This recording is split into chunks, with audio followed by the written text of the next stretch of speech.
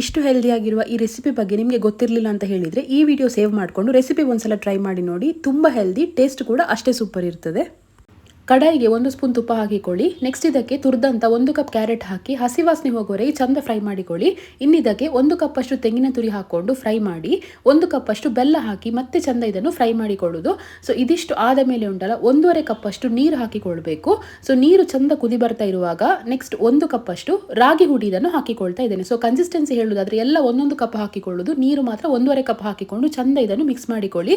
So ಈ ತರ ಹದಕ್ಕೆ ಬರಬೇಕು. ನೆಕ್ಸ್ಟ್ ಇದನ್ನು ಚಂದ ಬೇಯಿಸಿಕೊಳ್ಳುವ. ಬಾಳೆ ಎಲೆಯನ್ನು ಚಂದ ವಾಶ್ ಮಾಡಿಕೊಂಡು ಬೆಂಕಿಯಲ್ಲಿ ಬಾಡಿಸಿಟ್ಟುಕೊಂಡಿದ್ದೇನೆ. ಇನ್ನಿದಕ್ಕೆ ಸ್ವಲ್ಪ ತೆಂಗಿನೆಣ್ಣೆ ಹಾಕಿಕೊಂಡು ಆಗಲೇ ರೆಡಿಯಾದ ಮಿಕ್ಸರ್ ಇದೆ ನೋಡಿ, ಅದನ್ನು ಕೈಯಲ್ಲಿ ತಟ್ತಾ ಹೋಗಿ. ಸೊ ಈ ರಾಗಿ ಕಡುಬು ರೆಡಿಯಾದ ಮೇಲೆ ಉಂಟಲ್ಲ ಇದನ್ನು ಬೇಯಲಿಕ್ಕೆ ಬಿಡುವ. ಒಂದು ಹಾಫ್ ಆನ್ ಅವರ್ ಇದನ್ನು ಬೇಯಿಸಿಕೊಂಡ್ರೆ ಸಾಕಾಗ್ತದೆ. ಎಕ್ಸಾಕ್ಟ್ 30 ಮಿನಿಟ್ಸಲ್ಲಿ ಇದು ಬೇಯ್ತದೆ. ರಾಗಿ ಮತ್ತು ಕ್ಯಾರೆಟ್ ಹಾಕಿರೋದ್ರಿಂದ ಹೆಲ್ತಿಗೆ ತುಂಬ ಒಳ್ಳೆಯದು. ಅದಲ್ಲದೆ ತುಂಬ ಟೇಸ್ಟಿಯಾಗಿ ಕೂಡ ಬಂದಿತ್ತು ಆಯಿತಾ, ಸಾಫ್ಟ್ ಕೂಡ ಆಗಿತ್ತು.